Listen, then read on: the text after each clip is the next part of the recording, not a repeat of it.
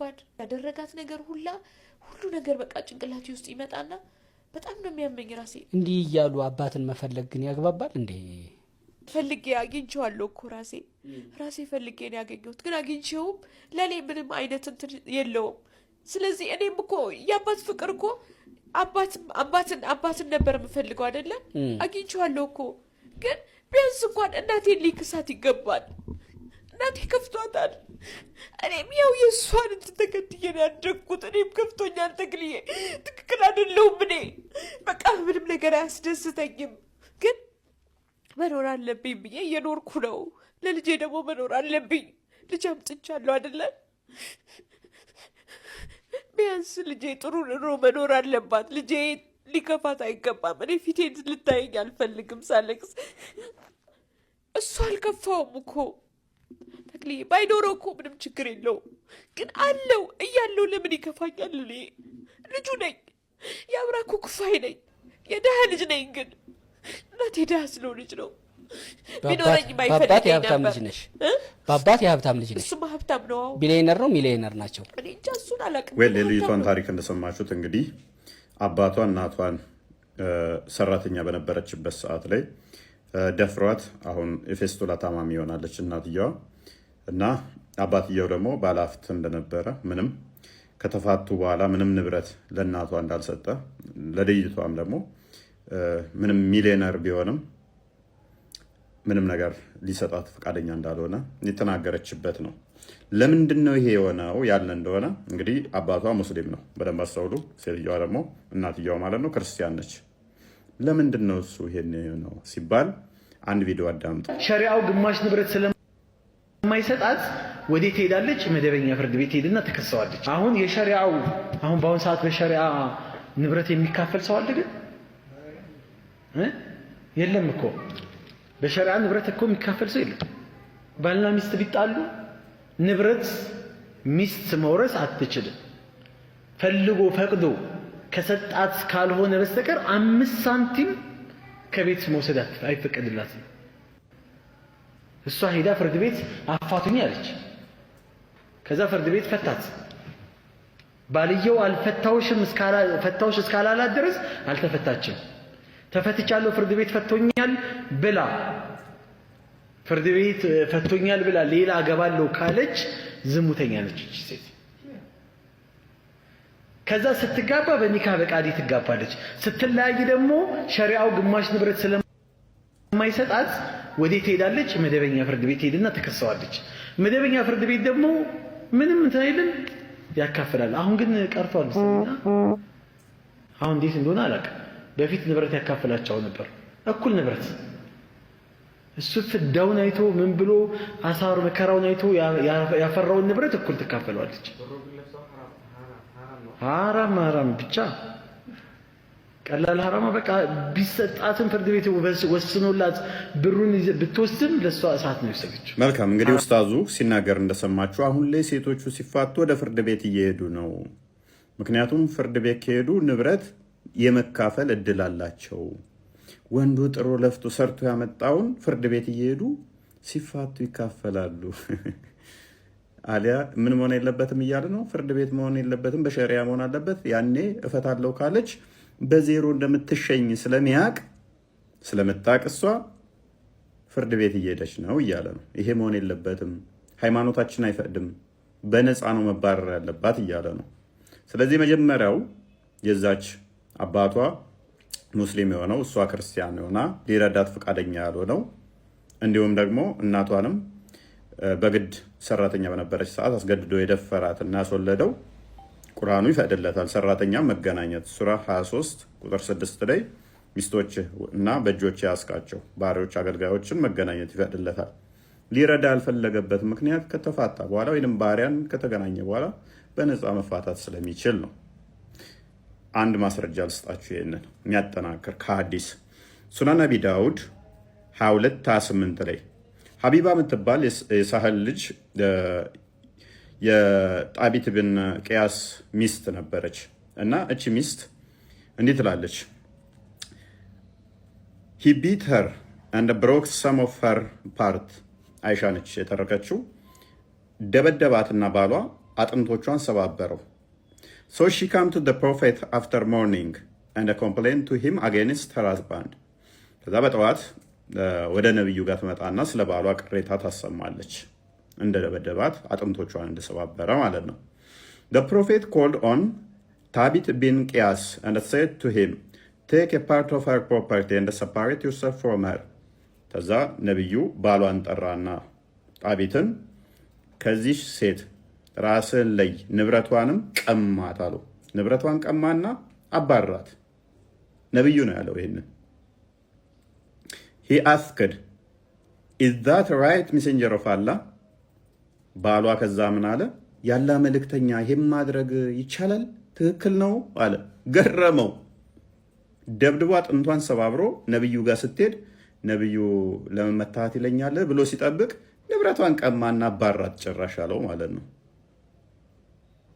ከዛ he said yes, now ይቻላል አለ። he said, I have given her 2 gardens of mine as a dowry and they are already in her possession. 2 የመሬት እንደ ጥሎሽ ሰጥቻታለሁ እና በሷ ቁጥጥር ስር በሷ ንብረት ውስጥ ናቸው አለው። The prophet said, take them and separate yourself from her. ቀማት ውሰድባትና ተለይ ከሷ አለው። ስለዚህ በእስልምና ሚስት ከተፋታይ ከባሏ በነፃ እንደ ቆሻሻ ዕቃ ወደ ውጭ የምትጣል ነች። ስለዚህ ምን ከነብያቸው የተማሩት ነው። መጽሐፍ ቅዱስ ግን እንዲህ ይላል። ትንቢተ ኤርምያስ ላይ ምዕራፍ 2 ቁጥር 3 ላይ እግዚአብሔር እንዲህ ይላል፣ ፍርድንና ጽድቅን አድርጉ፣ የተበዘበዘውንም ካስጨናቂው እጅ አድኑ፣ መጻተኛውንና ድሃ አደጉን መበለቲቱንም አትበድሉ፣ አታምፁባቸውም፣ በዚህ ስፍራ ንጹሕ ደምን አታፍስሱ ይላል። እንዲሁም መጽሐፈ ሲራክ ላይ ምዕራፍ 4 እንዲህ ይላል፣ ልጅ ድሃውን መጽዋቱን አትከልክለው፣ ከሚለምንህ ከድሃውም ዓይኖችህን አትመልስ፣ የተራበሽ ሰውነትን አታሳዝን፣ ያዘነ ሰውንም አታበሳጭ፣ ያዘነ ልቦናንም አታስደንግጥ፣ የሚለምንህን ሰው ሁሉ አልፈኸው አትሂድ፣ የሚያገለግልህን ቤተሰብህን አትቆጣ፣ ከድሃም ፊትህን አትመልስ፣ ከሚለምንህ ሰው ፊትህን አትመልስ፣ ይረግምህ ዘንድ ለሰው ምክንያት አትስጠው፣ በልቦናውም አዝኖ ቢረግምህ ፈጣሪው ልመናውን ይሰማዋልና። በብዙ ሰዎች ዘንድ እንድትወደድ ሁን፣ ዳኞችን አገልግል፣ ራስህንም አታኩራ፣ ድሃውን በጆሮህ አድምጠው፣ በየዋህነት በጎ ቃልንም መልስለት፣ የተበደለውንም ሰው ከሚበድለው ሰው እጅ አድነው፣ ለሱም መፍረድ ችላ አትበል። አባቱ ለሞተበት ልጅ እንደ አባቱ ነው፣ ለእናቱም እንደ ባሏ ቁምላት። እንደ እግዚአብሔር ልጆች እንደ ጻድቃን ትሆናለህ፣ ከእናትህ ይልቅ ይወድሃል ይላል። ስለዚህ ለተበደሉት ልናዝን፣ እንዲሁም ደግሞ ለሚለምኑን ልንለግስ ይገባል። ፍርድ የምታጎሉ ወይንም ደግሞ ወልዳችሁ የምክዱ ተጠንቀቁ። ሙስሊሞች አይደለም ሙስሊሞች መሐመድ ራሱ ያውቃት። ቁርአን የወረደበት ቀን ምን ቀን እንደሆነ መሐመድ ራሱ አያውቀውም። ስለዚህ ለመሐመድ የተገለጠለት ነገር ወይም ደግሞ እውነተኛ አምላክ ከሆነው መገለጥ መጣልኝ ያለው ውሸት ነው ማለት ነው ባጭሩ። ስህተት ሳይሆን ማለት ነው። ምን ርዕን ስማ እስቲ አንተ እናት ወልዳለች አንብብና ተርጉምልኝ። እናት ወልጄ እኮ ነው ያለሁት እዚህ ጋር እኮ መሐመድ መስዬ ነው ነብይህ ነው እንደዛ ካካ የተባለው። አሁን የተናገርኩት ላይ ስህተት አለው። ወላሂ እኔ ጀሃነም ላይ በጣም ከመመኛቸው ነገራቶች አንዱ ወላሂ አንተን ማየት ነው። ክርስቶስን አምኖ ገሃነም የሚገባ የለም ወዳጄ። እናመሰግናለን። መሐመድ ገሃነም ውስጥ እንደ በቆሎ እሸት እየተጠበሰ ነው። 11 ሴቶቹን በአንድ ሌሊት በአንድ ቀን የሚያጫውትበት እንትኑ እንደ በቆሎ እሸት ዷ እያለ እየፈነዳ ነው።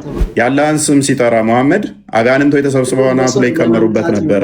ለአጋንንቶች የመሐመድ አስተምሮ የሚስማማና የሚያስደንቅ ነው። ክርስቶስ በስጋ የተገለጠው ደግሞ የአጋንንትን ስራ ሊያፈርስ ነው። እውቀት የሌለኝ ሰው ከስር እየተማርኩ ነው። ከእናንተ እየተማርኩ ነው። ሙስሊም ነህ? አዎ። የሚያጽናናው የሚያበረታው ወደ እውነት የሚያደርሰው መንፈስ ቅዱስ ደግሞ ልብሽን ይጠብቅልሽ። ወደ ቅዱሳኑ ህብረት ነው የመጣሽው። በቤቱ ያጽናሽ። በፈተና ሁሉ የምትበረችበት የምትጸኝበትን ኃይል እግዚአብሔር ደግሞ ይሰጥሻል። ወደ ቅዱሳኑ ህብረት ነው የመጣሽው። የሚያጽናናው የሚያበረታው ወደ እውነት የሚያደርሰው መንፈስ ቅዱስ ደግሞ ልብሽን ይጠብቅልሽ። በጣም በጣም ደስ የሚል ነገር ነው የሰማሁት። እኔ በጣም ደስ ብሎኛል። ለዚህ ሁሉ እንግዲህ ደግሞ መነሻው ወንድማችን እፎይ እዚህ ያላችሁ ወንድሞች እህቶች፣ ሁላችሁም እስልምና ንጽጽር ላይ የምትሰሩ በጣም በጣም ትልቅ ዋጋ ነው እየከፈላችሁ ያላችሁት። በዚህ አጋጣሚ ስለ እናንተ እግዚአብሔርን እናመሰግናለን። እግዚአብሔር ከዚህ የበለጠ ብርታት እንዲሰጣችሁ፣ ጥበብ፣ እውቀት፣ ማስተዋል እንዲሰጣችሁ፣ ትዕግስቱን እንዲሰጣችሁ። ማንም ሰው መቆየት የሚፈልግበት አይነት አገልግሎት አይደለም። እውነት ለመናገር በነፍስ ተወራርዶ የሚገለገል አገልግሎት ነው እና ወንድማችን እፎይ ይበርታልን። ሌሎቻችሁም እዚህ ያላችሁ ሁላችሁንም እግዚአብሔር ያበርታችሁ።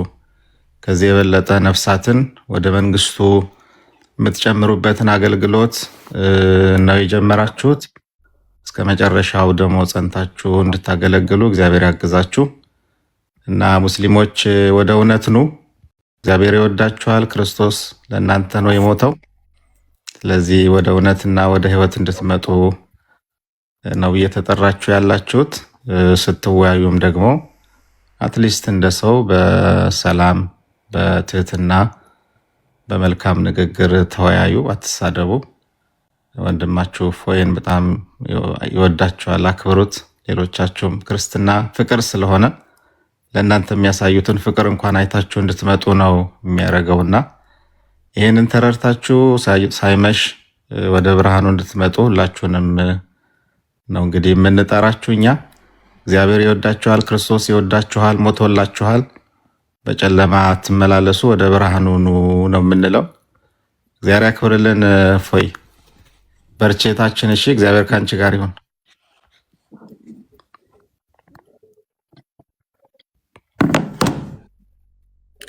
እሺ፣ እናመሰግናለን አባታችን። ኦኬ፣ እሺ፣ ወደ ቶፒካችን ስንመለስ ክርስቲያን ፓራፍሬዝ አድርገው አንዴ። ኦኬ፣ እሺ፣ ለይለቱል ቀድር ላይ ነው እንግዲህ ሀሳባችን ያለው። እስካሁን አንድም ጥያቄ አልተመለሰም። በነገራችን ላይ በርከት ያሉ ጥያቄዎች ናቸው የሚነሱበት። ዲቴል ደግሞ እየገባችሁበት ስትመጡ ብዙ ጥያቄዎች መጠየቅ ይቻላል እና ብዙ የማይፈቱ የሆኑ እንቆቅልሽ የሆኑ ነገሮች አሉት። ይቺ የመወሰኛይቱ ሌሊት የምትባለው ማለት ነው። እና እንግዲህ ሙሐመድ እውነተኛ ነብይ፣ የፈጣሪ ነብይ ከተባለ ስለዚች ቀን የተናገረው ነገር የትኛው ነው ትክክል የሚለውን ነው እያየን ያለ ነው። እና ሜቢ ሙስሊሞች ካላችሁ ሩቅያ ሙሐመድ አብዱልከሪም። ሻቢት ሰላም፣ እንዴት ነህ? ደህና አልሐምዱሊላህ። እንዴት ነህ? አለን እግዚአብሔር ይመስገን። እስኪ ስለ ለይለቱል ቀድር ንገረን። ይቺ መወሰኛይቱ ሌሊት የምትባለው ማለት ነው። ለይለቱል ቀድር ማለት አላህ ዱዓን የሚቀበልህና በዛችኛዋ ቀን የለመንካት ማንኛውም ነገር ተቀባይነት የምታገኝባት ሌሊት ማለት ነው።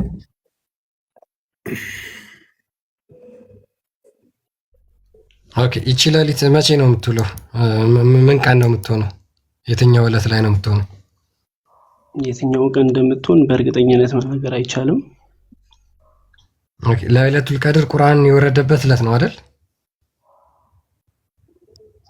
እሱ ሙሉ እውቀቱ የለኝም።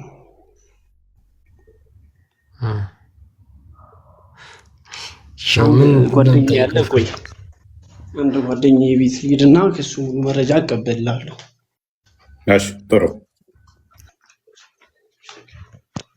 ያውና አስቸጋሪ ፓርት ምንድነው? ለይለቱል ቀድርን ያውቋታል፣ ወሳኝ ቀን ነው ብለው ያውቃሉ።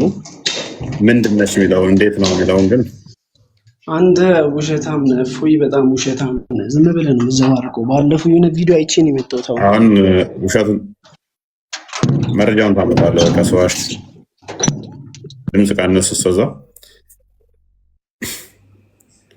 እኔስ ዝም ብለው ለይለቱል ቀድር በሚል ነው የሚያውቋት። ከዛ ውጭ የሚያውቁት የለም። ማማይ እንኳን ደህና መጣሽ። አቆያችሁኝ። እንዴት ናችሁ? ሁላችሁም ሰላም ብያለሁ። ለቀቀሽ አካውንትሽ? ምን አልከኝ? አካውንትሽ እየታየ ነው። ለቀቀሽ ወይ? ኧረ አልለቀቅም። እንደዛው ነው የተቃጠሉ ብዙ ቪዲዮች ነው። ኮፒ ሊንክ አድርጉላት። አክቹዋሊ ቅድም ያላስገባሁሽ ገስት ላይ ሰው ስለበዛብኝ ነው። ይቅርታ፣ ገስት ላይ ክርስቲያኖች ስለበዙብኝ ነው። እያየው ነበረ ከስር።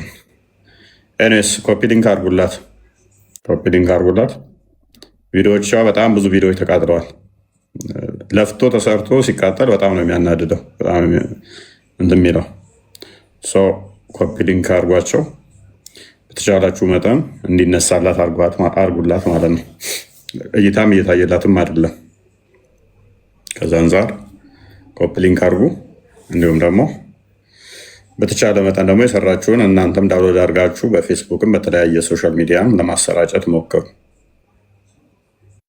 ቪዲዮ የሚሰሩ ልጆች በጣም ጥቂት ነው ያሉን። አይ ቲንክ ቃልንም ሪፖስት አድርጉለት። ቪዲዮን የቃልን ሁላችሁም ሪፖስት አድርጉለት። በአሁኑ ሰዓት ቃል ነው ምላሽ እየሰጠ ያለው። ሪፖስት አድርጉለት። እይታ ግን የለውም። ጥሩ ቪዲዮዎች ይሰራል፣ እይታ ግን ዜሮ ነው። ይሄ መሆን የለበትም። ይሄ መሆን የለበትም። ምን መሆን አለበት? እናንተ ሪፖስት ቃል ሜቢ እስቲ አንድ ቪዲዮ አሳየን። ሜቢ ከሚሰራቸው ክርስቲያን ትችላለህ?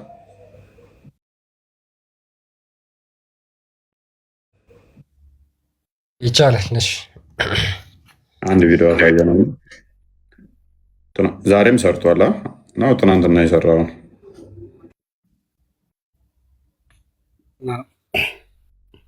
እንትን ስትራይክ ሰጡኝ ዋርኒንግ ላይ ነው እና ይልቀቅ ብዬ ዛሬ አልሰራውም።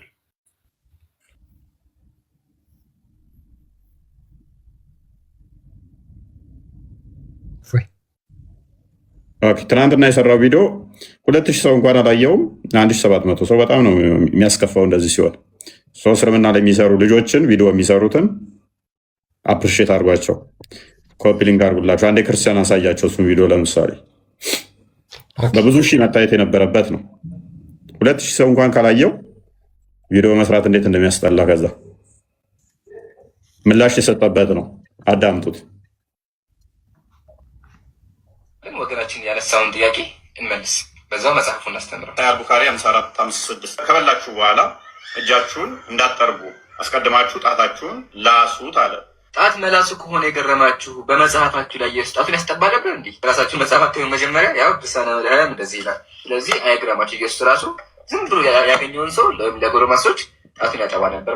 ይህ ኡስታዝ ከዚህ በፊት በተደረገላችሁ ቪዲዮ ለገዛ እምነቱ እንኳን የማይታመን ውሸታም አጭበርባሪ እንደሆነ በገዛ ኡስታዞቹ ጥቂት የሆነ ሀዲስ አቅርቦ ሲያጭበረበር እንደተመሰከረበት አሳይቻቸው። ምግብ ከበሉ በኋላ ጣትን መላስ ወይ ደግሞ ማስላስ እሙን የሆነ ቅቡልነት ያለ የእስልምና ትምህርት መሆኑን አምኖ ነገር ግን ባመነው ነገር በጣም ስለተሸማቀቀ ስላፈረበት ሶርስ አናሎጂ የተሳሳተ ንጽጽር በማቅረብ በሁለት ፍጹም የማይገናኙ ነገሮች መካከል እኩልነት እንዳለ አድርጎ መሐመድ ጣት አስልሱ ላሱ ብሎ ያዘዘው ትክክለኛ ሳሂህ ሐዲስ ሆኖ ሳለ ክርስቶስ ካላደረገውና ካላዘዘው ውሸት ከሆነ ነገር ጋር በማነጻጸር እኩል ለማድረግ መሞከሩ ይህ ምንን ያሳያል? እንዳፈረበትና እንደተሸማቀቀበት እንደማይኮራበት በግልጽ አንዱ ማሳያ ነው። እውነት ነው። ይህ እንዴት ሊያኮራ ይችላል? ክርስቶስ በራእይ ተገልጦ በምሳሌ ቢናገርም አምላክ ነው። መሐመድ ሰው ብቻ ነው አምላክ አይደለም ትላላችሁ። ይህ ለአፋችሁ ካልሆነ የሰው ልጆችን ከገሃነመ እሳት ለመዳን ያላቸውን ፍላጎት ተጠቅሞ መሐመድ በስህተት ሽንቱን የጠጣችው አይመን የተባለችው ኢትዮጵያዊት ባሪያ ገሃነመ እሳት አይነካሽም ብሏታል። ኢስላም ኪው እንደ አንሰር ላይም ፈትዋ የሚሰጥበት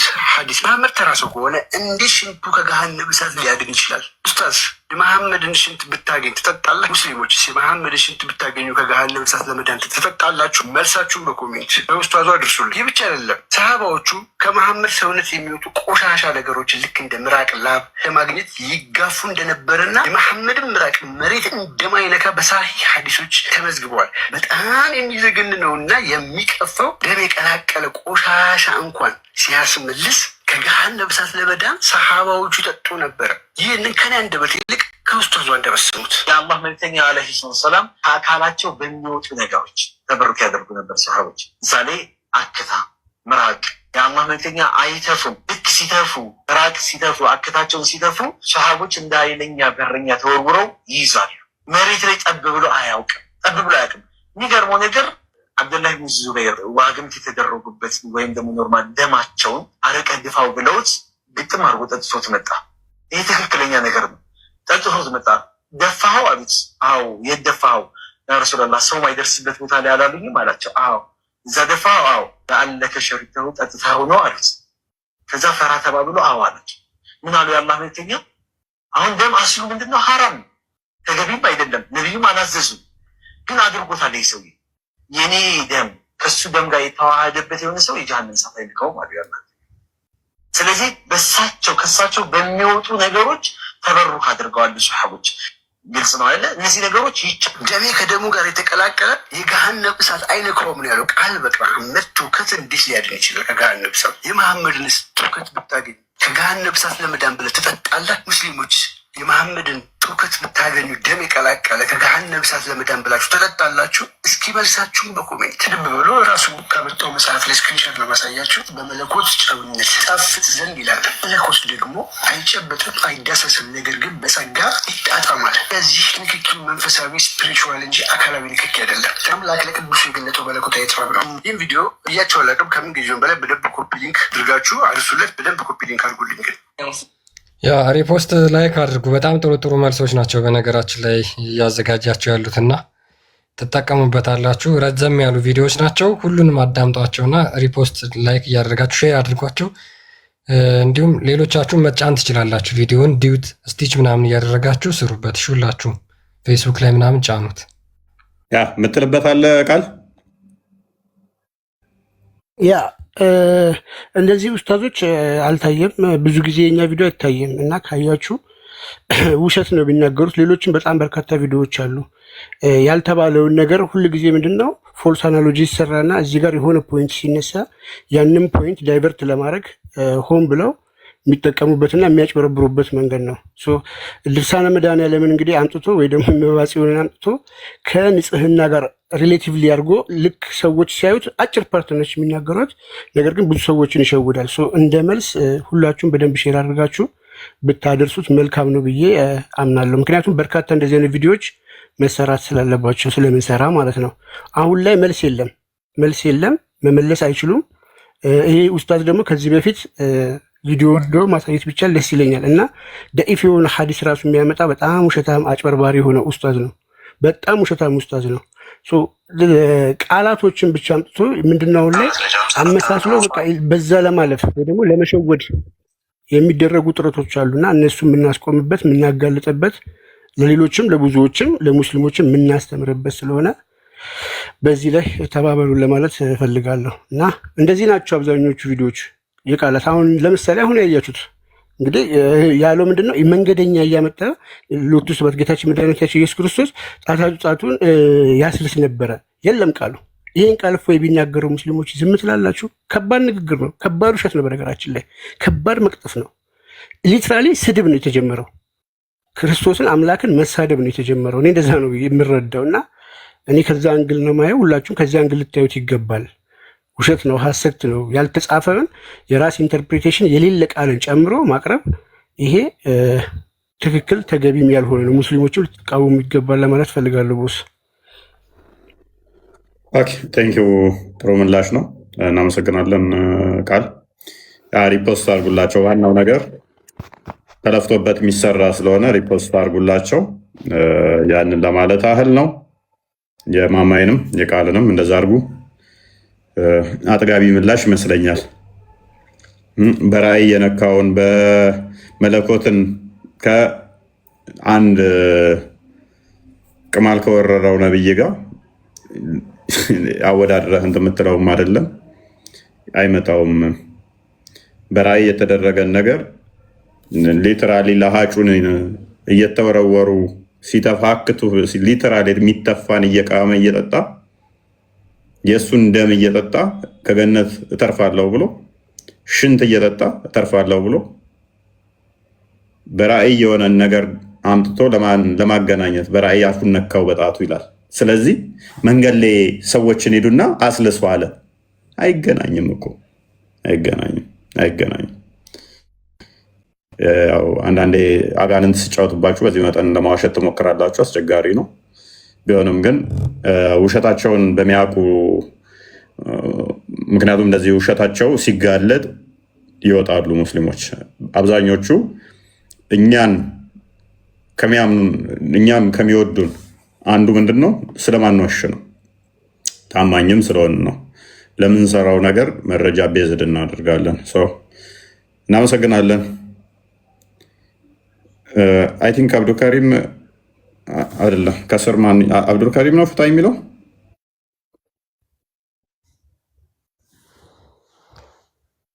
አንተ ገስ ላይ ያለው ምን ነው ፈታ አብዱል ከሪም ሚዩት አድርገኝ ነበር። ምን ማለት ነው? ኮመንት እየጻፍክ ፍታኛለህ እንዴ? አይ እኔ አሁን የሆነ ቪዲዮ አይቼ ነው የመጣሁት ካንተ ማለት ነው። ምን ብዬ? ሱረቱል ጂን ላይ የሰራው ምን ሰራው? ስለ ሱረቱል ጂን ስለ አጋንንት ማን የጻፈው ምናምን ብለህ ነበር። መች ማን የጻፈው? ሱረቱል ጂንን እስኪ ክፈትልኝ። ምን የተሳሳተ የቀጠፍኩት የዋሻሁት ታል ስትለኝ የነበረው ነው? አዎ አዎ። ምን ብዬ ዋሻው? እስኪ ሱረቱል ጂን ክፈትልኝ። ሱረቱል ጂን እኮ ውሸቴን ቅድሚያ ንገረኝ። እንደነ ሁሱ እንደነ ሀቡ አይደር በስነ ስርዓት ተናገር። ከስድስተኛ ክፍል አልፌያለሁ እኔ። ፕሊዝ ስድስተኛ ክፍል ያላለፉ ኡስታዞችን እንዳጠራ ስማቸውን እዚህ ክፍል ላይ እዚህ ሌብል ላይ የሚወጡ ከስድስተኛ ክፍል አንተ የተከበርክ ሰው ነህ። አዳም ስህተት ያልከውን አሁን ስህተት ከሆነ ለመታረም እኔ ዝግጁ ስለሆንኩ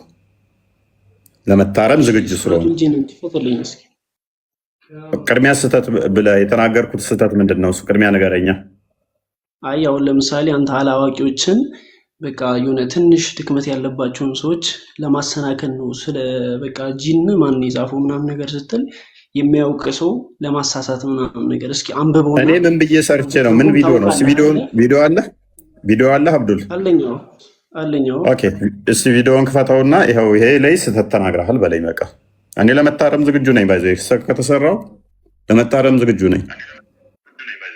አልዋሽም። አንድ ነገር አብዱል ልንገርህ፣ አንድ ነገር ልንገርህ። በፍጹም አልዋሽም። አይ አዳም በፍጹም አልዋሽም። ነገር ግን ልሳሳት እችላለሁ ሰው ስለሆንኩኝ። አንተ ክፈትልኝና ሱረቱል ጂንን ከዛ ኖ መረጃ የሚከፈተው መች መሰለህ? ተርጉምልኝ ፕሊዝ። ቅድሚያ ቪዲዮውን አይቼ ነው ዋሽተሃል ስላልክ ቪዲዮውን ታወጣና ይሄው ዋሽተሃል ትለኝና ከዛ ማስረጃ ደግሞ መጽሐፉ እንዲህ ነው የሚለው ትለኛለህ። አሁን ቪዲዮውን አሰማኝ። በሌላ ስልክ እኔ ላሰማ። ኦልራይት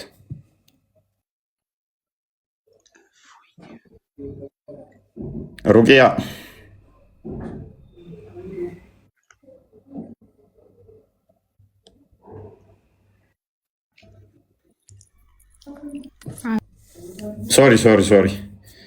ሶሪ ሩቅያ ደግመሽ ላኪ ወይም እንትን እላለሁ ብዬ አስወጣሽ።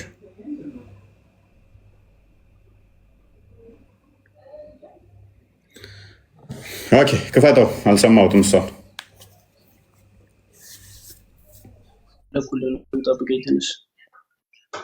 መልካም።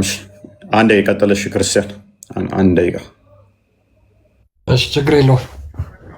ኦኬ እስከዛ ፈልገውና ካገኘው ሜቢ ስለ ለይለቱል ቀድር ቅድም የጠየቅኩህን መልስ አገኘህ አብዱል ከሪም?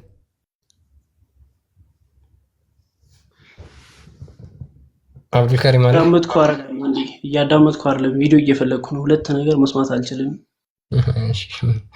ፈልግ፣ ችግር የለውም። ፈልግና ችግር የለውም ትመጣለህ። ኦኬ ስለ ረመዳን ወር በተለይ ስለዚህ ስለ የምትጠባበቀዋ ሌሊት ብለው የሚያምኑት ሙስሊሞች ምንም የሚያውቁት ነገር የለም። ምንም ዝም ብለው ብቻ ይቺ ቀን በጣም ጥሩ ቀን ነች፣ ከአላህ ምህረትን የምናገኝባት። በጣም በተደጋጋሚ እንደዚህ አይነት ንግግሮች ይናገራሉ ኡስታዞቻቸውና ይቺ በላጯ የተባለችው ሌሊት ምን እንደሆነች አትታወቅም። ሙስሊሞች አይደለም ሙስሊሞች ሙሐመድ ራሱ አያውቃትም።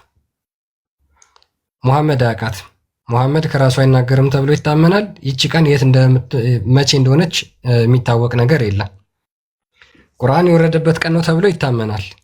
ቁርአን የወረደበት ቀን ምን ቀን እንደሆነ ሙሐመድ ራሱ አያውቀውም። ስለዚህ ከአምላክ ሙሐመድ ምንም ይዞት የመጣው መገለጥ የለም። ሁሉም ተረት ተረት፣ ሁሉም ውሸት ነው። በረመዳን ይቺ ለይለቱል ቀድር በምትባል ነው ቁርአን ወረደልኝ ያለው ሙሐመድ። የትኛው ቀን እንደሆነ ግን አያውቅም። ውሸት ነው። ስለዚህ ለሙሐመድ የተገለጠለት ነገር ወይም ደግሞ እውነተኛ አምላክ ከሆነው መገለጥ መጣልኝ ያለው ውሸት ነው ማለት ነው ባጭሩ።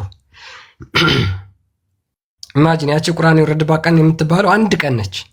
አንድ ቀን የሲንግል ዴይ 2 ቀን ወይ 3 ቀን ወይ 4 5 ቀን እንኳን አይደለም። አንዲት ቀን ነች ያቺ ቁርአን የወረደችው። ያቺ ቁርአን የወረደባት ቀን መቼ ነው የምትውለው? እንዴት መሐመድ ይሄን አያውቅ? ጅብሪል መጥቶ እያሸመደደው፣ ጅብሪል መጥቶ እያስተማረው።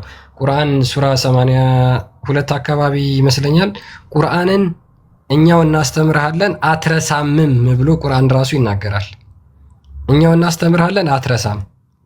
ኦኬ የማይረሳ ከሆነ ለምን መሐመድ ስለ ለይለቱል ቀድር ሲናገር የተለያየ ነገር ተናገረ? አንዴ በ24 ነው፣ በ27 ነው፣ በ21 ነው፣ በ25 ወይም በ27 ወይም በ29 ነው የሚል አለ። አይ ከ20 ጀምሮ 10ሩንም ቀን ጠብቁት የሚል ደግሞ አለ። ይሄ መገለጥ ነው ወይ? የትኛው ነው ትክክለኛው መገለጥ? ማስረጃ ምናምን የምትሉ ሙስሊሞች መግባት ትችላላችሁ። አብዲ ሜቢ ያለ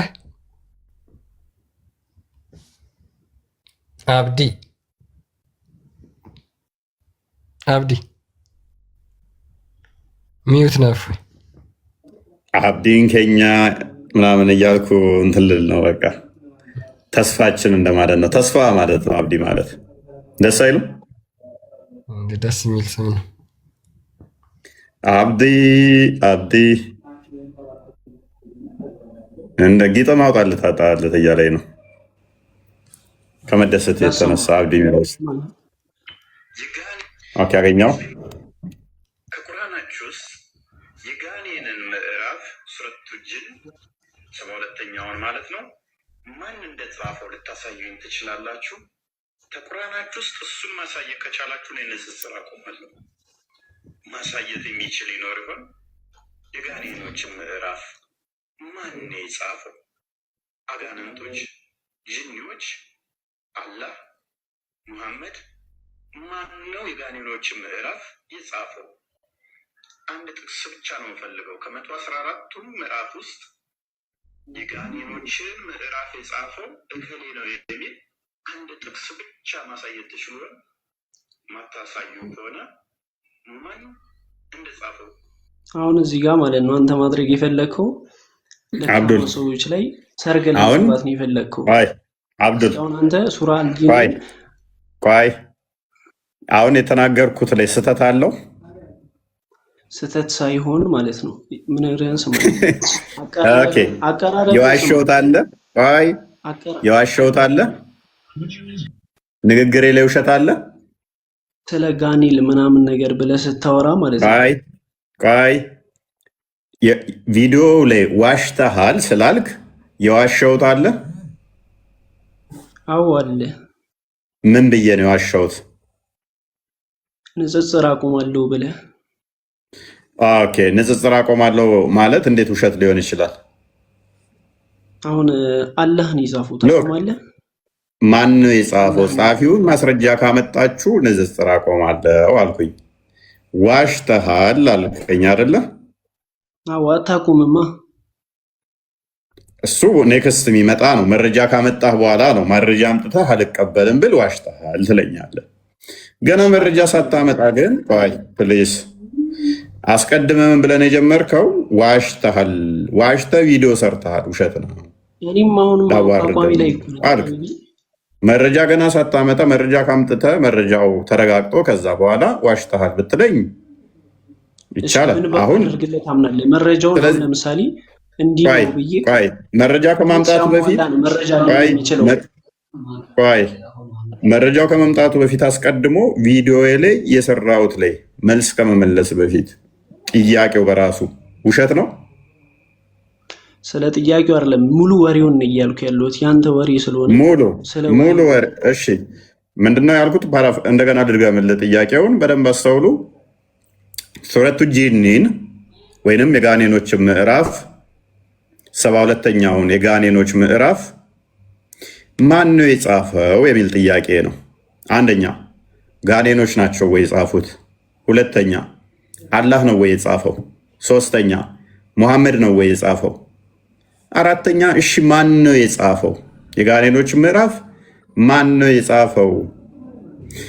የጋኔኖች ምዕራፍ ማን እንደጻፈው ከመቶ 14ቱ ቆይ አዳምጥ፣ አብዱልከሪም አዳምጥ ቆይ የጋኔኖችን ምዕራፍ ከዛ በኋላ ጸሐፊው እከሌ ነው የሚል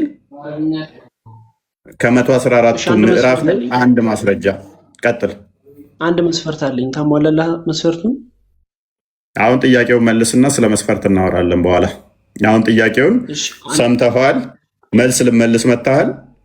ተቶፒካችን ሽፍት አድርገን የወጣ ነው። ዋሽተሃል ስላልክ ቅድም ብያለሁ ደጋግሜ፣ ልሳሳት እችላለሁ ሰው ስለሆንኩኝ፣ በፍጹም ግን አልዋሽም። ልዋሽ አልችልም፣ ልሳሳት ግን እችላለሁ። ስለዚህ የተሳሳትኩትም የለም የዋሻውትም የለም። ሰው አንድ ነገር አድርጌ ግን እመጣለሁ። መልስ አለኝ ካልክ ቆይ መልስ አለኝ ካልክ ግን ይኸው ሜዳውን ፈረሱም ያንተ ነው። በቃ እሺ፣ ትርጉሙን አሰማህና ከዛ በኋላ ደግሞ መረጃውን አመጣልሃለሁ። እኔ አሁን አጋንንቶች እንዴት እንትን እንዳሉ የአጋንንትን ድምፅ ልታሰማኝ ነው? አጋንንት እንዴት እንትን እንዳሉ አየህ፣ አንተ እየፈጠርክ ያለው ማለት ነው ትንሽ እውቀት በጎደላቸው ሰዎች ላይ አንተ ትንሽ በቃ የሆነ ጭንቅላት ምንድነው እሱ ታዲያ ነው የጠየቁት በሽታ ለመፍጠር ነው እየፈለግክ ያለው አንተ። ነጥብህን ስላወኩት አጋንንት ወንድሞች ናቸው እንዴ? አብዱል ሌላ ነው። አንተ ምንድነው የምታወራው? እስቲ አንተ እናት ወልዳለች አንብብና ተርጉምልኝ፣ ቃል በቃል ተርጉምልኝ። እናት ወልጄ እኮ ነው ያለሁት እዚህ ጋር እኮ። አሁን እኮ ጻፊውን እኮ ታመጣለህ። ለምን ትበሳጫለህ? ታርተ መስለህ ለምን ትበሳጫለህ? እኔ መሐመድን እኮ አይደለሁም። መሐመድን መስዬ ነው ነብይህ ነው እንደዛ ካካ የተባለው። አሁን ማስረጃውን አንጣ፣ ተርጉምልኝ። አንዴ ብቻ ተርጉምልኝ። ማስረጃውን አንጣ፣ ጸሐፊው ማን እንደሆነ ጥቀስ። ጥቅሱ እዚህ ቦታ ላይ የሚገኝ ቢላው ነው። እሺ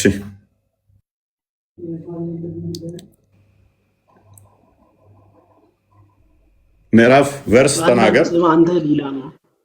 ቀጥል፣ አታልቅስ፣ ቀጥል። ዋና ነጥብ አንተ ሌላ ነው። ትርጉም ላቅርብልህ። ጥቀስ ማስረጃና ቀጥል። እዚህ ቦታ ላይ እንደዚህ ይኸው ብለህ ጥቀስና ቀጥል። አንተ ይህንን እያደረግክ ያለው አንተ ሌላ ነው። ነጥብ አንተ ሌላ ነው። ወላሂ መረጃ ማምጣት አይደለም ዋና ነጥብ። አንተ ስላንተ ማንጻፍ ብሎ ሰው ጭንቅላት ላይ እባክህ መልስ ካለ መልስ፣ አታልቅስ እንዴ። ምንድን ነው የሚለው? ቴንኪው አሊያም ከጨረስ መልስ ከሌለ እየሰማችሁት ነው አይደለ? ስሙትማ ወላሂ አንተ እኔ ለዘመን ስላልኩት ነው። አብዱልከሪም ወይ ክርስቲያን ኦኬ፣ እሺ፣ ችግር የለውም። በቃ አሁን አንድ ነገር ብቻ ነው የምንጠይቅህ፣ 2 3 አይደለም። ይሄ የአጋንንትን ምዕራፍ የጻፈው ማን ነው? ተርጉምልኝና አላምጣልህ። ከትርጉም ጋር ምን ያገናኘዋል? ዋና ነጥብህን ስላወኩት ነው። አንተ ይሄው ተተርጉሞ እዚህ ጋር ተቀምጦላል። ማን ነው የጻፈው? እስቲ ትርጉሙን አንብበው አንተ ቃል በቃል። ኦኬ፣ መሐመድ ቁርአንን ሲቀራ አጋንንቶች ድርብርብ ሆነው እሱ ላይ ይመጣሉ የሚለው ማን ነው የጻፈው? አላህን ሲጠራ መሐመድ አላህን ሲጠራ አጋንንቶች ደግሞ ተደራርበው እንደሚመጡበት ማን ነው የጻፈው? ወላሂ እኔ ጀሀነም ላይ በጣም ከመመኛቸው ነገራቶች አንዱ ወላሂ አንተን ማየት ነው። አላህ ያሳየኛል ደግሞ። እናመሰግናለን። መሐመድ ገሃነም ውስጥ እንደ በቆሎ እሸት እየተጠበሰ ነው። በተለይም 11 ሴቶቹን በአንድ ሌሊት በአንድ ቀን የሚያጫውትበት እንትኑ እንደ በቆሎ እሸት ዷ እያለ እየፈነዳ ነው። መሐመድ ሆይ በል አዳምጥ። ክርስቶስን አምኖ ገሃነም የሚገባ የለም ወዳጄ። መሐመድ ወይ በል እነሆ ከጅኒ የሆኑ ጭፍሮች ቁርአንን አደመጡ፣ እኛ አስደናቂ የሆነን ቁርአን ሰማንም ማለት ወደ እርሱ ተወረደ ነው። ቁጥር 19 ላይ አድርገልኝ።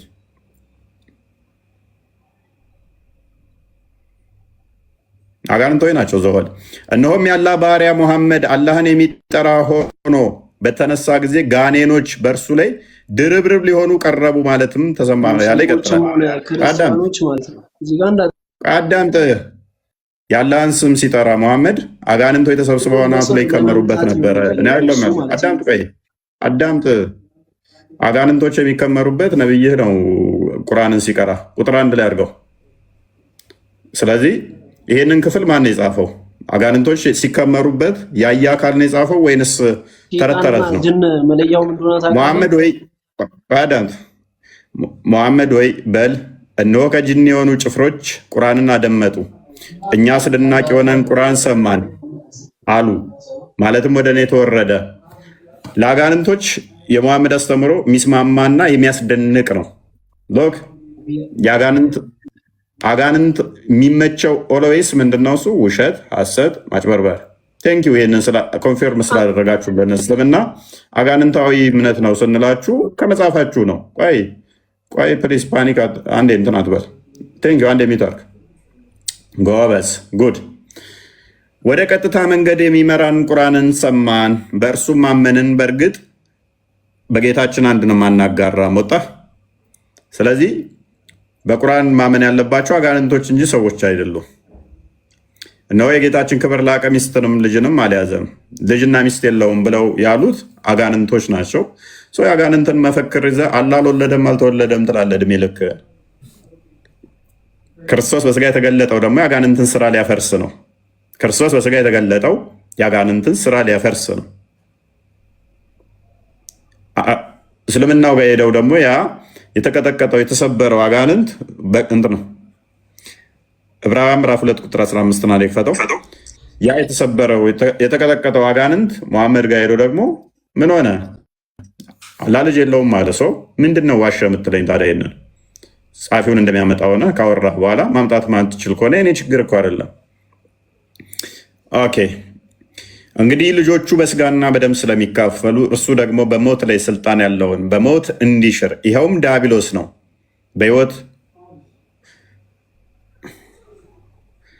በሕይወታቸውም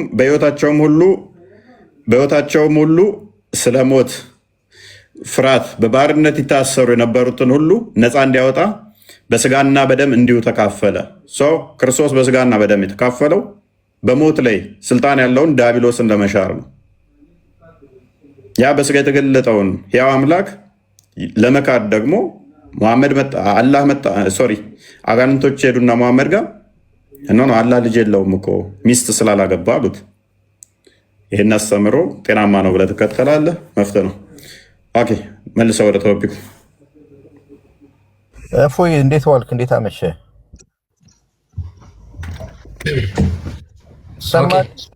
እሺ ጊዜ ጌታ ተመልሰ መጣ። ስሜታዊ አትሁን። እኛን ስትነግሩን ግን ለምንድን ነው እስልምና ላይ በጣም ከመጠን ያለፈ ጊዜ ጌታ በቃቱ እሱ ተመልሶለታል። ጥያቄ ነበር የጠየቀው ተመልሶለታል። እኔ እፎይ ነው አልመለሰለትም። ቢያንስ ሰብር አድርጎታል። አይ የአጋንንት ምዕራፍ ማን የጻፈው ብሎ ጠየቀ። አይ ዋሽታል ሲለው ለእሱ መልስ መለሰለት። የአጋንንት ምዕራፍ ማን እንደጻፈው አይታወቅም። ያጋን ነው አሁን እስልምና ደግሞ ለአጋንንት የሚስማማ ሃይማኖት ነው። ቆይ አንዴ ያዳምጥ። ክርስቲያን አጋንንት ሴጣን በእናንተም በእኛም ትምህርቱ አለ። እፎይ በቃ ተወስ ኖ ቆይ ሴጣን በክርስትና ባለውለታ ነው። ባይዘው እናንተ ለምን እንደብደን ጊዜ ጌታ ባክ አይ ለበጋጋት ነው። እፎይ ለምንድን ነው ግን ሰዎች ጊዜ ጌታ ዳራ ወደ ሐሳብ ግባ። በቃ ወደ ሐሳብ ሸዋይብ ነው አይደለ ስምህ? ወደ ሐሳብ ግባ፣ ወደ ጥያቄው ግባ። አይ ድላችን እድልም አትሰጡም ሰው ሲገባ ሚግራኑ የምታቀበው ርዕሱ ላይ አውራ ችግር የለውም። ላይላቱል ቀድር ለምን አፋፊን ትለኝ? አሁን እፎይ ቅድም አላህ እንዲህ ነው ምን በሚሊዮን የሚቆጠር ክርስትና ተከታይ አለ፣ በሚሊዮን የሚቆጠር ሙስሊም ተከታይ አለ። ምን አጠፋው? ወይ እፎይ ያጠፋውን ልንገርህ። ይኸውልህ እፎይ እኛ እንገባለን። አብዛኛው እዚህ ውስጥ የሚገቡት ብዙ የሚያውቁ ሰዎች አይደሉም። ባይዘው ከኔ ጭምር ነው የምነግርህ። አሁን አንተ ግን በተረጋጋም ስሜታዊ ትሆናለህ እና ከመሳደብ አሁን አንዳንዴ እሺ ወደ ክርስትና የሚሄዱ አሁን ጊዜ ጌታ የምን ስድብ ነው የምታወራው? እፎይ ሲሳደብ ሰምታችኋል እኮ። አሽሙር ነው እፎይ። አንተ ሀዲስ ታቀርባለህ፣ ከዛ አሽሙር ነው። አሁን እኔ ትንቢተ ሕዝቅኤል እግዚአብሔር ወለደ። ታዲያ ቁርአንና ሀዲስ ስድብ ከመሰለ እኔ ምን አገባኝ ጋር። አሁን ቶፒክ ላይ ገባ። በቃ አይደለም እኔ በኋላ ላይ እሺ ሴጣን ክርስትና ባለውለታው ነው የክርስቲያን ብዬ ጥያቄ ጠይቃለሁ። በፍጹም ክርስትና ላይ ሴጣን ውለታም የለውም ቦታም የለውም። አላህ ግን ሴጣን እንደሆነ ያሳያለሁ። አላህ ራሱ ሴጣን መሆኑን ያሰቀለውም ሴጣን ነው፣ የፈተነው ሴጣን ነው። በፍጹም ምክንያቱም አላህ ሴጣን መሆኑን ስለማቅ አላህ ሴጣን መሆኑን ስለማቅ ሴጣን ነው። ሴጣን ግን ለእኛ ባለውለታችን አይደለም። ሐሰተኛ ሐሰት አባት ስለሆነ ነፍሰ ገዳይ ስለሆነ ነፍሰ ገዳይ ደግሞ ሐሰተኛ ነፍሰ ገዳይ የሆነ አካል ለእኛ ነፍሰ ገዳይ የሚል ማስረጃ ቅርብ ነፍሰ ገዳይ የሚል ማስረጃ ቅርብ ነፍሰ ገዳይ የሚል ማስረጃ ቅርብ ይለኛል። መሐመድን ማቅረብ እኮ በቂ ነው። ግደልማ እግዚአብሔርም ዘዳግም ላይ ስትገባ ግደል ይላል። እፎይ ለምንድን ትምህርቱን ግን አሁን አዲስ ኪዳን አጋንንት ችግር የለውም። አጋንንት ነፍሰ ገዳይ መሆኑን አታምንም ማለት ነው። ዮሐንስ ወንጌል ምዕራፍ 8 ታዲያ ያለን ለማንኛውም ቁጥር 44 ላይ እርሱ ሐሰተኛ ሐሰት አባት ነፍሰ ገዳይ ነው ይለዋል። ኤኒዌይስ አድሊፍቱ ነው የሚለው አድሊፍቱ ቀጥል። ኦኬ አድሊፍቱ አለ። ማይክ ክፍት ነው። ዝም ከምትል አውራ። አድሊፍቱ እሺ። ጊዜ ጌታ ጥያቄያችን ላይ መልሳለህ። የመጨረሻ እድል እንስጥ።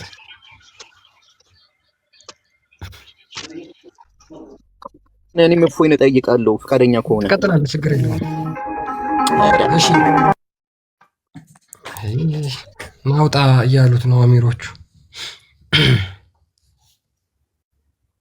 ስለ ሌሊቱል ቀድር ከሙስሊሞች አንድ የሰማነው መልስ የለም እስካሁን። በቃ በልበት እና ጨርሰው ክርስቲያን በቃ ይበቃናል። ኦኬ እሺ፣ እንደዛ ይሻላል ይመስለኛል። ሙስሊሞች እስካሁን እንግዲህ በዚህ እንግዲህ በጣም ውድ የተባለችው ሌሊት ከሺህ ወሮች በላይ በላጭ ናት የተባለችው ቀን 2 ደቂቃ 1 ደቂቃ ማውራት አልቻሉም በነገራችን ላይ እና ያቺ ዕለት እንግዲህ የተወደደች የተባለችው ቁርአን የወረደባት ናት ብለው ያምናሉ። ይሄ ሌሊት ሉክ ሙሐመድ በ610 ነው ነብይ የሆነው። ከ610 እስከ 622 አካባቢ ማለትም ለ10 ዓመታት ይሄ ለይለቱል ቀድር የሚባል ነገር አይታወቅም። ጭራሽ አያውቀውም ሽታውን ማለት ነው። የት ነው የሚያውቀው? ልክ መዲና ከተሰደደ በኋላ ወደ መዲና ሄዶ መዲና ከሄደ ከ2 ዓመት በኋላ ነው ረመዳን መጾም የጀመረው ማለት ነው። ረመዳን መጾም የጀመረው እሱንም አይሁዶች አሹራ ጾም ሲጾሙ አይቶ ኮረጀና ያን ጾም ቀጥሎት ነበረ። ከዛ በኋላ እሱ የበላይ እንደሆነ ሲያረጋግጥ ግን በቃ እናንተ ጾም ምንም አያደርግልኝም እኔ ራሴ ጾም አውጃለሁ ብሎ ረመዳንን ጾመ። በረመዳን ውስጥ ደግሞ ይቺ የመጨረሻዎቹ 10 ቀናት የረመዳን ወር እነዚህ 10 ቀኖች ማለት ነው የመጨረሻዎቹ አንዷ የተወደደች ሌሊት ነች፣ ከሺህ ወሮች በላጭ ነች የምትባለው ብሎ አመጣላቸው ማለት ነው። እንደዚህ አይነት አስተምሮ ይዞ መጣ። ስለዚህ ኦልሞስት ለ12 ወይም ደግሞ ለ14 ዓመታት ያህል ይሄ ቀን አይታወቅም ነበር። ሙሐመድ ሲጠባበቅ አልነበርም። 14 ዓመት ሙሉ ረመዳን ተኝቶ ነበር የሚያሳልፈው ማለት ነው። 14 ዓመት ሙሉ ሙስሊሞች አያውቁትም ነበር ለይለቱል ቀድር። አይ ያውቁታል የሚል አንድ ሙስሊም ካለ ይኸው ለመቀበል እኔ ዝግጁ ነኝ። 14 ዓመት ሙሉ ማለት ነው። ነብይ ከሆነ በኋላ 14 ዓመት ሙሉ ለይለቱል ቀድርን አያውቀውም ነበር ጭራሽ። ለምን? ረመዳንን ጾሞ አያውቅም። ለይለቱል ቀድር በምን ቀን እንደሆነች አያውቅም። ቁርአን መቼ እንደወረደ አያውቅም ነበር። ስለዚህ ሙሐመድ መጨረሻ ላይ ሊሞት 3-4 ዓመት ሲቀረው ያመጣው የፍልስፍና ትምህርት ነው። እንዴት ጅብሪል 14 ዓመት ሙሉ ጾም መጾም እንዳለበት፣ ለይለቱል ቀድር የምትባለው ከ1000 ወሮች የበለጠች እንደሆነች፣ ሙስሊሞች በዛች ሌሊት ነቅተው ሰላት እንዲያደርጉ እንዲጾሙ አላደረጋቸውም። 14 ዓመት ሙሉ ማለት ነው። ለዚህ እስልምና መልስ አለው? መልስ የለም። ቁርአን የወረደበት ነው ብለው ያምናሉ። ከዛ በፊት 14 ዓመት ሙሉ ቁርአን ወርዶ ከነበረ የትኛው ሌሊት ላይ ነው የወረደው ቁርአኑ? የትኛው ነው የሚከበረው? ኤኒዌይስ ብዙ ጥያቄዎች ነበሩ። ነገር ግን ሙስሊሞች እንዲች መንካት አይችሉም። በነገራችን ላይ አንዱን መመለስ አይችሉም። ሜቢ መመለስ የሚችል ሙስሊም ካለ መግባት ይችላል ማለት ነው። ይሄ ነው በአጭሩ ለይለቱል ቀድር የሚባለው። የተወዛገበ ሀሳብ ነው የተወዛገበ። ስለዚህ ሙሐመድ አንደኛ ሐሰተኛ ነብይ መሆኑን ከምናረጋግጥበት ነገር አንዱ ይቺ የመወሰኛይቱ ሌሊት የተባለችው ምንድናት የሚለው መመለስ ስለማይችል ነው ማለት ነው። ሙሐመድ ሐሰተኛ ነብይ መሆኑን የሚያሳይ ነው። ኦኬ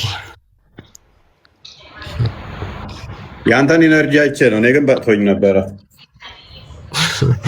ያ እስኪ እነዚህ እናስተናግዳቸው። የሚመልስ ካለ ችግር የለውም እና እንቀበላቸውና ትንሽ እንበልበት። ጀማል እንደዚህ በደንብ ስናስረዳቸው ቢያንስ በውሸትም ቢሆን የሆነ ነገር ብለን እንግባ ብለው ይገባሉ። አሁን እኮ ትልቁ የተቸገርነው ነገር ምንድነው? የምንጠይቀውንም ጥያቄ አስረድተን ነው የምንጠይቀው። ጥያቄያችን አስረድተው መመለስ ሲገባቸው እኛ አስረድተን አብራርተን ከጠየቅን በኋላ ከዛ በኋላ ወይ ያጭበረብራሉ ወይም ደግሞ አረብኛ ላይ ተደብቀው ይወጣሉ። ጀማል ወይም አቡበከር ነው። አቡበከር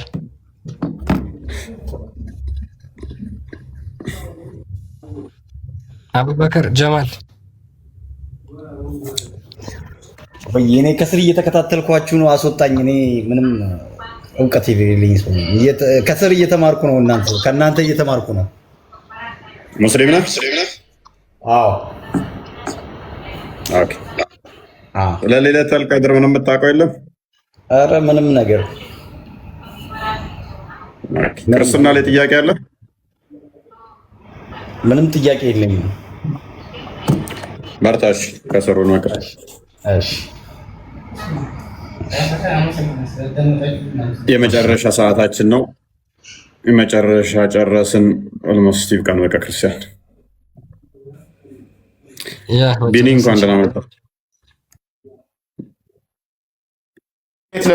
ሰላም ነው። ሰላም ብያለሁ። ሰላም ናችሁ? ሁሉ ሰላም ነው። ሁሉ ሰላም አለን። ልዘጉ ስትሉ መጣሁ መሰለኝ። ትልበታለህ የተወሰነ? አይ አልሰማሁም። ፎይ ይቅርታ ያላችሁትን ለይለቱል ቀድር ላይ ነበር መወሰኝ። እሺ ክርስቲያን ጥሩ አድርጎ ተናግሯል መሰለኛው መጨረሻ ላይ እና ይበቃል። ሌላ ሀሳብ ካለ በመጽሐፍ ቅዱስ ላይ ወይ በሌላ ላይ መሄድ ይቻላል። አይ ብዙም መጽሐፍ ቅዱስ ውስጥ የሚገባ አይደለም። ኦኬ ቀጥሉ። ቃል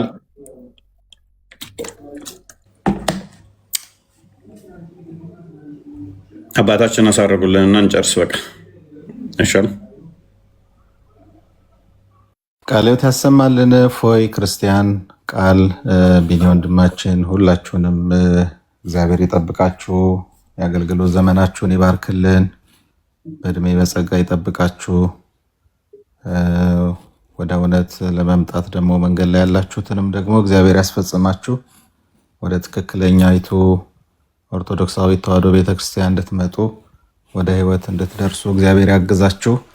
አምላካችን እግዚአብሔር በቸርነቱ በይቅርታው በምሕረቱ ብዛት ይጠብቀን። የጀመርነውን ጾም የበረከት የንስሐ አድርጎ ይቀበልልን።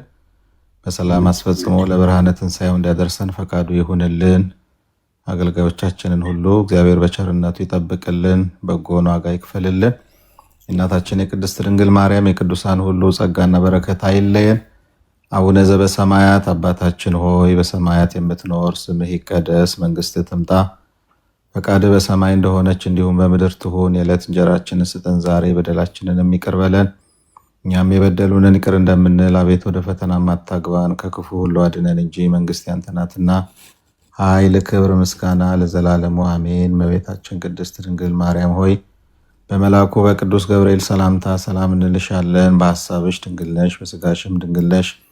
የአሸናፊ እግዚአብሔር እናት ሆይ ሰላምታ ላንቺ ይገባሻል። ከሴቶች ሁሉ ተለይተሽ አንቺ የተባረክሽ ነሽ፣ የማኅፀንሽም ፍሬ የተባረከ ነው። ጸጋን የተመላሽ ድንግል ሆይ ደስ ይበልሽ፣ ልዑል እግዚአብሔር ከአንቺ ጋር ነውና ከተወደደው ልጅሽ ከጌታችን ከመድኃኒታችን ከኢየሱስ ክርስቶስ ዘንድ ይቅርታንና ምሕረትን ለምኝልን ኃጢአታችንን ያስተሰርይልን ዘንድ ለዘላለሙ አሜን። ኦ እግዚእ ኢየሱስ ክርስቶስ ሰራይ ኃጢአት ስረይ ኃጢአት ወኃጢአተ ኩሉ ሕዝብከ የማይሰራ ኃጢአት እግዚአብሔር ይፍታ። እግዚአብሔር ሁላችንን የሚባርከን። ሰላም እደሩ። እፎይ እግዚአብሔር ያክብርልን። ሁላችሁንም ቃለ ሕይወት ያሰማል።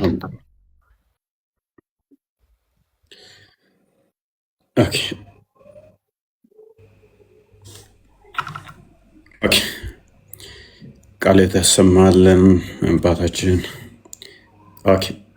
አትወጡም? እናንተ ትወጣላችሁ? አወጡም? ቦስ ቻው። ቢኒ በቃ ትንሽ ፎሎን ሰብስብ ብለን ነበረ፣ አልተሳካም። ያ ፎሎ አድርጓቸው። ሶሪ አላስገባም። ያ ዛሬ ገስት ላይ በጣም ብዙ ክርስቲያኖች ነበሩ እና መምህራኖች በጣም ብዙ ነበሩ እና ሶሪ ፎሎ አድርጓቸው አሁን ያላችሁ ካለ ቀን የላኩት እያየሁ ፎሎ አድርጓቸው። ችግር የለውም ፎሎ አድርጓችሁ እና የሁለቱንም ፎሎ አድርጓቸው። ቃልን በተለይ በጣም እየሰራ ስለሆነ ቪዲዮ ይውለት ምን ያህል እንደሚያለፋ ቪዲዮ መስራት ቀላል አይደለም እና ቪዲዮን ይውለት። አድክም ነው። ሼር አድርጉ፣ ኮፒ ሊንክ ያልኳቸው ነበረ። ቀደም አይቼው ቪዲዮዎቹ ናቸው በጣም የተመቱ ናቸው። እይታዎቻቸው ዜሮ በጣም ተለፍቶበት ቪዲዮ ተሰርቶ ላይክ እና ሪፖርት አድርጉ በተቻላችሁ መጠን። ማማዬና ቃል ናቸው ቪዲዮ አሁን እየሰሩ ያሉት አይ ቲንክ እና ቤላ በደንብ አክቲቭ ቤላ ያ አይ ቲንክ ሌሎች አልፎ ነው እንጂ እንደዚህ በቋሚነት የሚሰራ ስለሌለ፣ ከምንም በላይ ግን ሪካርድ የሚያደርጉት ደግሞ ከሁሉም ይበልጣሉ። ሪካርድ ጀማዎቻችን አንደኛ ናቸው። እነሱንም እንደዛው አድካሚ ስለሆነ ሪካርድ ጀማዎች ባለማቋረጥ ባለመታከት በልፋት የሚሰሩ ናቸው። እነሱን እዚህ ጋር ስታስገብተናቸው ፎሎ ብታደርጓቸው ደስ ይለን ነበር። ግን ያው ያለችን 2 ሰዓት 3 ሰዓት ነች። በዛች ሰዓት ላይ መወያየት ስለምንፈልግ ነው ማናስገባቸው። አንድ ቀን ሜይ ቢ እንትን እንላቸዋለን ወይ እዚህ ጋር የሚገቡ ልጆች አንድም ፎሎ እንድታደርጓቸው ነው የምናስገባቸውም። እሱን ደግሞ አውቃችሁ እኔ አሁን ክርስቲያን ፎሎ አድርጉት እንኳን ብለን አናውቅም። የሚገርም ነገር ለክርስቲያን ቢኒ አይገርምም? ያ ሰምቼ አላውቅም። እውነት ነው። አሁን ለታ እያልኩት ነበረ። አሁን ለት እያልኩት ፎሎ አድርጉት እንኳን ብዬ ማለት አንዳንዱ እንትን ይልና እንትን በሆነ ቴክስት ነበረ።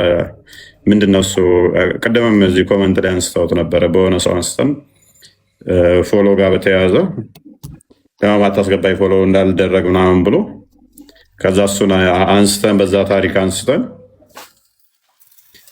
አንተ ክርስቲያን ማለት እኔና ክርስቲያን እኩል ነው ንጽጽር የጀመርነው ታውቃለህ ቢኒ? አይ እኔ እንጃ እርግጠኛ አይደለሁም። አንተ መሰልከኝ መጀመሪያ እኩል ነው የጀመርነው። እኩል ነው የጀመርነው። እኩል ገዝት መግባት ጀመር አልቀድመውም። እኔ በቪዲዮ ቀድመዋለሁ። ላይቭ ግን እኩል ነው መግባት የጀመርነው። እኔ ቤት በዴ አንድ መክፈት የጀመርኩ ቀን እኔ ቤት ነበር።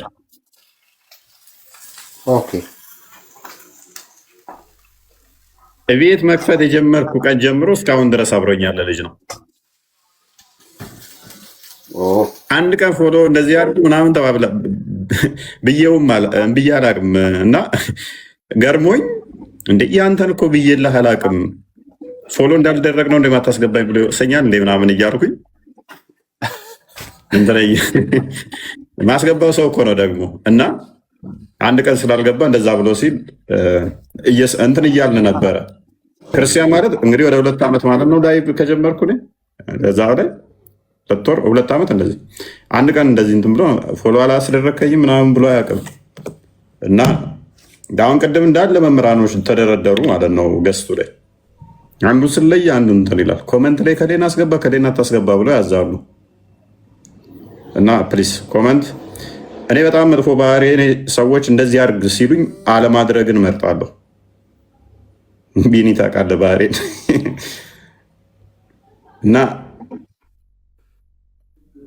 አድርግ የሚለው አለማድረግን እንድመርጥ ነው የሚያደርገኝ። አላማውም ደግሞ እዚህ ጋር ሙስሊሞች እንዲድኑ ከሆነ እነሱን ወደ ብርሃን የማምጣት ጉዳይ ከሆነ እኛ መግባቱ ብዙም ጥቅም የለውም። ስለዚህ ብዙ እንደዛ የኛ ልጆች ብዙ አይጠቅምም። ካለ ቦታ ብትገቡ ችግር የለውም። ፎሎ ስራችሁ ለማስተዋወቅ ምናምን ችግር የለም። ቢኒን አላስገባውም። ቢኒ ብዙ ጊዜ ለከከስራል የምትሆነው ላይ አላስገባውም። እኔም ብዙ ከላይ ወጥቼ ግን ተደዋውለን የምናወራው ከእሱ ጋር ነው። ለምን አላስገባኝም ብሎ ተቀይሞኝ አቅም አንዳንዴ ክርስቲያን ባለፈው ስታወሩ ነበራል። ሰላም አላስገባችሁ አንዳንዴ ቀርላችኋል። ክርስቲያን ራሱን አለ እኔ ወርጄ ከስሮኜ ሙስሊሞቹ ብቻ ገብተው ቢማሩ ቢያውቁት እመርጣለሁ። ሰምተሃል? ቢኒ ራሱ ቢኒም እንደዛው ነው ያለው። ራሱ ቢኒም እኔ ወርጄ ሙስሊሞቹ ገብተው ቢማሩ እና አንዳንዴ አላማውን አንዘንጋ።